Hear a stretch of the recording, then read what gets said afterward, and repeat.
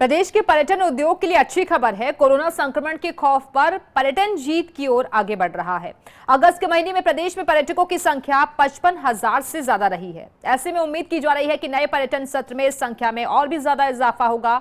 इससे न केवल प्रदेश के पर्यटन उद्योग को मजबूती मिलेगी, बल्कि पर्यटन से जुड़े लाखों लोग जो कि कोरोना की चपेट में आकर बेरोजगार हो गए थे, उन्हें भी एक बार फिर से अपने पसंदीदा रोजगार से जुड़ने का मौका मिलेगा।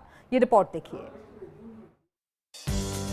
राजस्थान को पर्यटन का प्रदेश माना जाता है। राजधानी जयपुर के स्मारक देश और दुनिया में इतनी प्रसिद्धि हासिल कर चुके हैं कि गूगल पर भी एक क्लिक करो तो एक एक स्मारक के लाखों पेज खुल जाते हैं। प्रदेश में पर्यटन ढांचा इतना मजबूत हुआ करता था जिस पर swine flu, Zika, anthrax, SARS न जाने कितने वायरस आक्रमण कर चुके हैं, लेकिन राजस्थान के पर्यटन ढांचे को टस से मस नहीं कर पाए। इस बार देश और प्रदेश के पर्यटन पर जिस कोरोना नाम के वायरस ने हमला किया है, उसके आगे प्रदेश पर्यटन का ढांचा दरकता दिखाई दे रहा है।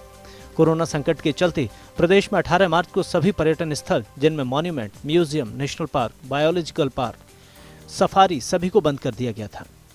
यही नहीं, टूरिज्म इंडस्ट्री से जुड़े तमाम स्टेक होल्डर, जिनमें होटल, रिजॉर्ट, रेस्टोरेंट, हाथीगांव जैसे तमाम पर्यटन से जुड़े स्थलों को भी बंद कर दिया गया था। इससे पर्यटन उद्योग को अरबों रुपए का नुकसान उठाना पड़ा। आखिर अनलॉक 1 में 1 जून को प्रदेश के पर्यटन स्थलों को शुरू कर दिया गया। इसके बाद 8 जून से तमाम होटल, रेस्टोरेंट और पर्यटन से जुड़े अन्य स्थल भी सैलानियों के लिए खोल दिए गए। लेकिन 1 जून से 30 जून तक के पहले 1 महीने में पर्यटन स्थलों पर माहौल निराशाजनक ही रहा।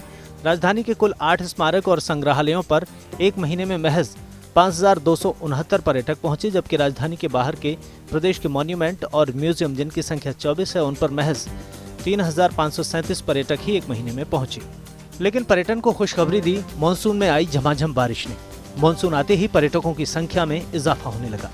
अगस्त की जोरदार बारिश से हालात में सुधार हुआ। जुलाई की अपेक्षा अगस्त में पर्यटकों की आवक 3 गुना से ज्यादा हो गई। होटल, रेस्टोरेंट इंडस्ट्री के चेहरे पर रौनक लौट रही है। जुलाई में प्रदेश में कुल 19,326 पर्यटक आए।